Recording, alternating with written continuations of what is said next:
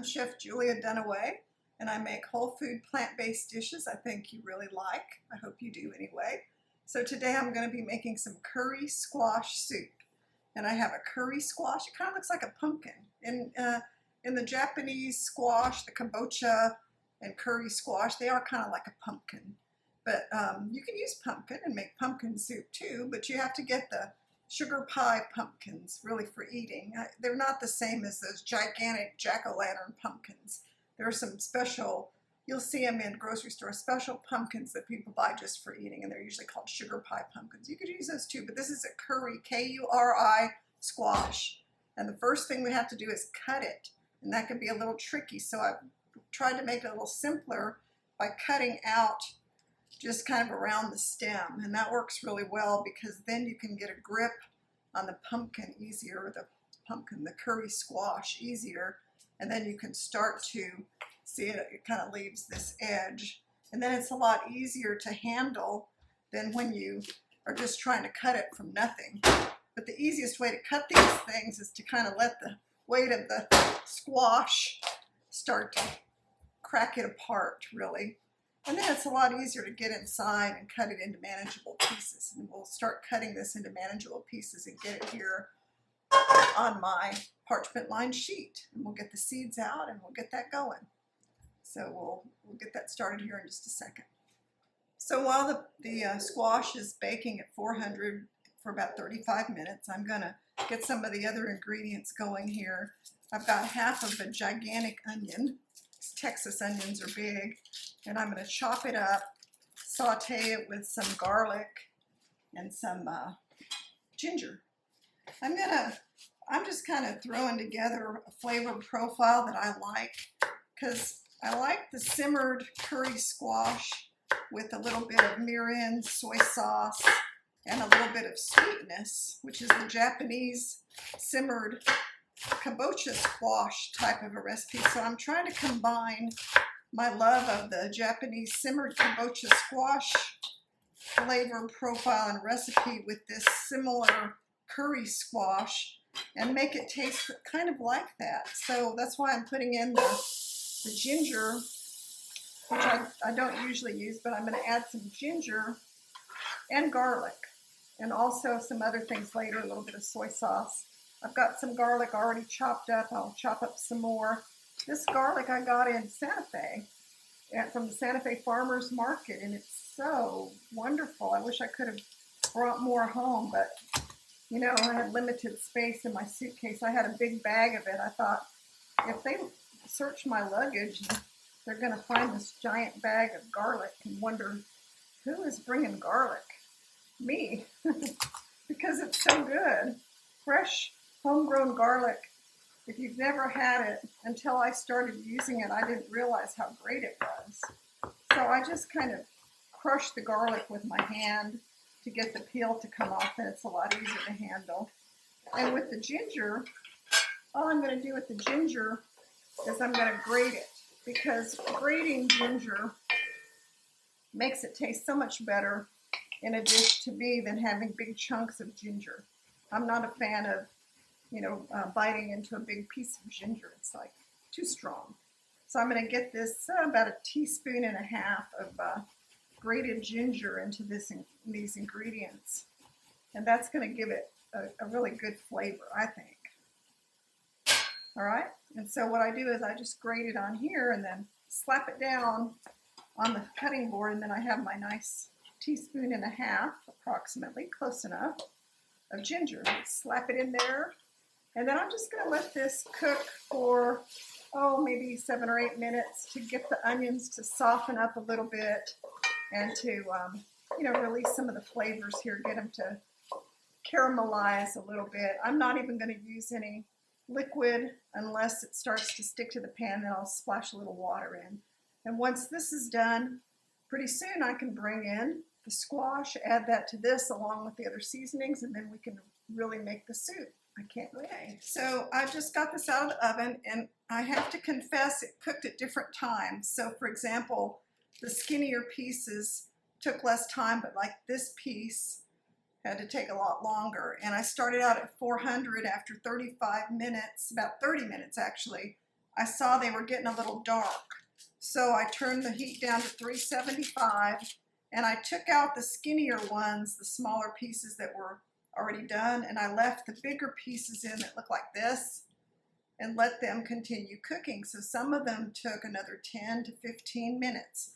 So don't be in a big hurry to do this. You've got to make sure the squash is cooked, or else it's just going to take forever if you had some raw pieces in here and some cooked pieces. So I've already kind of started doing this. What I'm doing now is I'm just taking the squash off of the skins and putting it in my pan. It's not going to take very long. Now, you know, some people will say, oh, they eat the skins and all, and that's great. You can definitely eat curry and kabocha squash skins. I'm not the biggest fan of that. I think they're a little bit too hard for me. But if you like them, you know, eat them. But realize I don't think they're going to cook well in a soup. I don't think they're going to dissolve the way you want them to. So, you know, I wouldn't do it. But if you're just going to eat it, I mean, you could come back here and just eat these little pieces of skin if you wanted to. I'm sure they'd be great for fiber. I'm probably not going to, but you could. I'm just going to take them all off of here. And then, even though this is all cooked, we're going to add some vegetable stock and cook it for about 20 minutes because we want all the flavors to kind of develop. So in some recipes I've seen a while back, I've seen other people, they have different ways to do this. They might just put all these in a blender and they don't even do any more cooking with the stock. So, you know, you could also do that. That's not the way I do it. I do it, ooh, this one must have been one of the latter ones I took out. It's kind of hot. You have to let this cool for a couple minutes too. You can't just take it right out of the oven and start holding it in your bare hands. This has been sitting out of the oven for a few minutes. But it smells delicious. It tastes delicious. I took a little bite of one of the pieces just to taste it. And what made me decide to make curry squash soup to begin with is I made curry squash simmered Japanese style on my TikTok channel, Facebook Reel, whatever, Instagram Reels recently. And when I tasted the curry squash, and I've tasted it before, but I didn't remember it being quite so creamy. And I thought, man, this squash would make such a good soup. It's so creamy. And it's milder tasting than kabocha. There's just something about it that was so good. So that's what prompted me to make this. Okay, so I've got it all out of here. I've got it in my pot.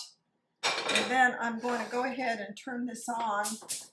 Oops, might as well get the right burner. And I'm going to add, there it goes. I'm going to add 2 cups of vegetable stock. This is one that I've purchased, and I'm going to wash my hand because it's covered with squash. It's got to turn orange. I purchased that stock, but you know, I highly recommend you make your own stock. It tastes better, and it's better for you if it doesn't have a bunch of salt in it. I try to water it down a little bit and use like less concentrated stock. If I buy stock at the store that has a lot of sodium in it, more than a couple hundred milligrams per cup, then my trick is to use half water and half stock so you don't have quite as much. Okay, so I'm going to bring this to a boil, let it simmer for 20 minutes.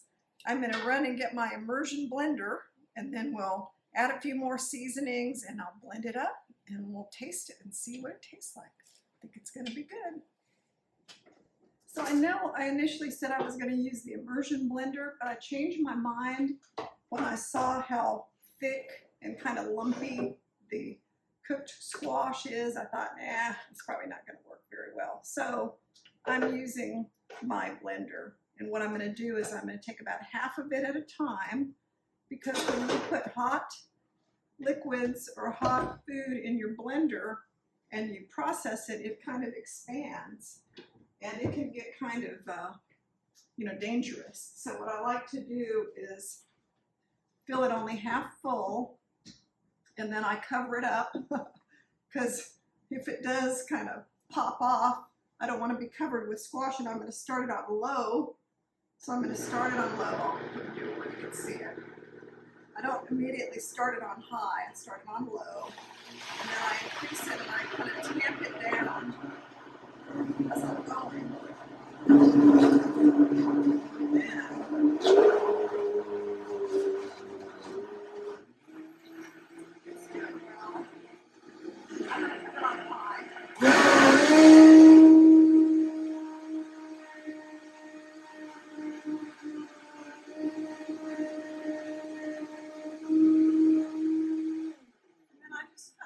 it by looking at the tamper tool, and I can tell that it's gotten smooth. And you can always, taste it and tell, oh, that tastes really good. Now I have to do the same exact thing with the rest of the batch. So do it in 2 steps. Don't try to rush it, because I have witnessed an exploding blender when somebody overfilled it and then turned it on like a high level, and boy, that was a big mess. So don't do it that way. So we're going to finish processing this and get it back in the pot. I'll put this in an extra bowl, and then I'll put everything back in the pot. We can finish it off and then taste it. All right, after doing my double blending, remember I divided it in half and did 2 batches of getting everything nice and smooth. It's silky smooth, and that's important because this is not a chunky soup, and I think that's what made me decide. I don't know if you can see it. I don't have my close-up person here today, but in my previous soup, the potato soup, it didn't really matter if it was, had a few chunks and it was kind of like a chunky potato soup, but this one is smooth. So I'm going to be adding my cashew cream, which is a cup, or cashew milk really. It's a cup of cashew milk. I just made it by taking a half a cup of cashews and a cup of water and blending them in my blender. I make this for a lot of things. Depending on the kind of blender you have, it's good to soak the cashews for an hour or so, or soak them with boiling water. That works really well. And if you don't like cashews, don't add it.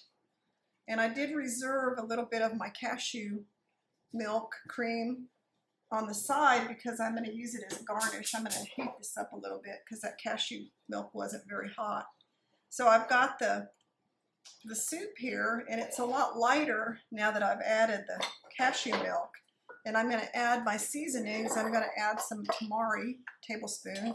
This is a low sodium tamari. Why am I adding tamari? Because remember, I want it to taste kind of like my Japanese simmered kabocha squash.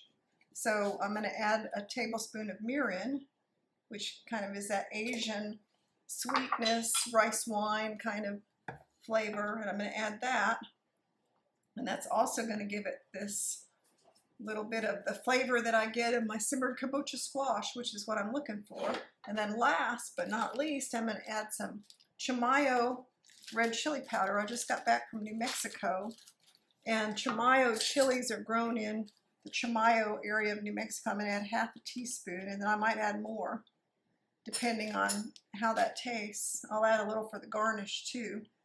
And they have a real depth of flavor that it's hard to explain. There's almost a sweetness to the Chimayo type of chilies. It really is good.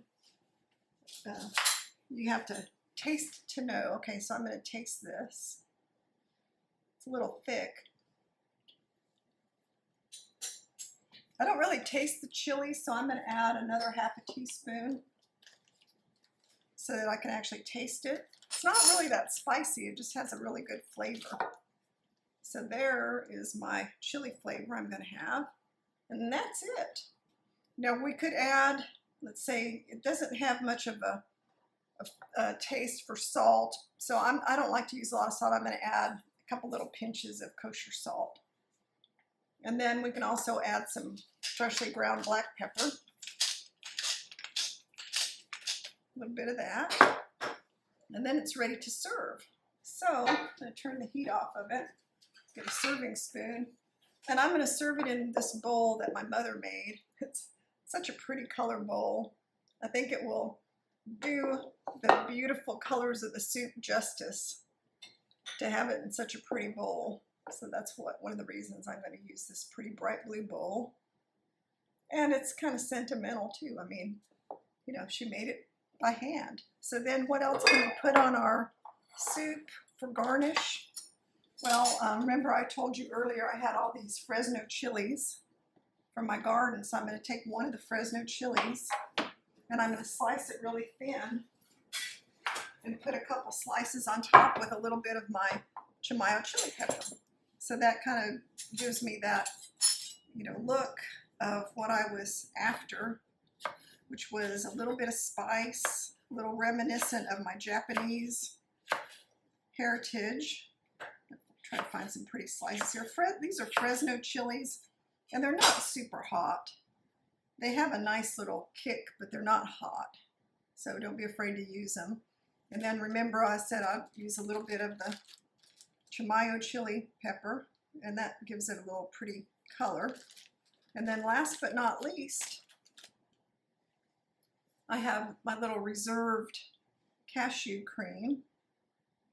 And I always think that looks pretty on top, and that also tells you that the soup is a creamy soup. So there we have it. We have the beautiful curry squash soup with some Asian flavors. And you could also change it up a little bit by making it with